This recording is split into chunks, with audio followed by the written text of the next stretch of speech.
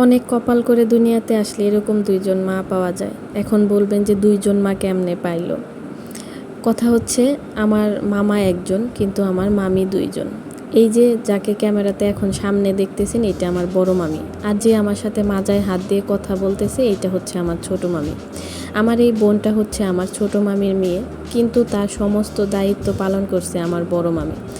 আমার নানি দুনিয়া থেকে চলে যাওয়ার আগে তার হাতে নাকি আমার এই বোনটাকে দিয়ে গেছিলো, মানে আমার বড় মামির কাছে। সেই দিন থেকে সমস্ত দায়িত্ব পালন আমার বড় মামি করছে, কারণ আমার বড় মামির কোনো বাচ্চা নাই।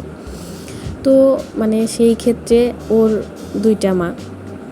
তারপরে হচ্ছে যে এই মানে মেয়েদের বিয়ে দেওয়ার পরে সাধারণত সব মায়েরাই অনেক কান্নাকাটি করে, কিন্তু আমার এই বোনটাকে বিদায় দেওয়ার পরে আমি আমার দুই মামিকে যে পরিমাণ কান্না করতে দেখছি, একটা মানুষ দুনিয়া থেকে চলে যাওয়ার পরেও মানুষ এত কান্না করে না যে পরিমাণ ওকে বিদায় দেওয়ার পর আমার দুই মামি কান্না করছে।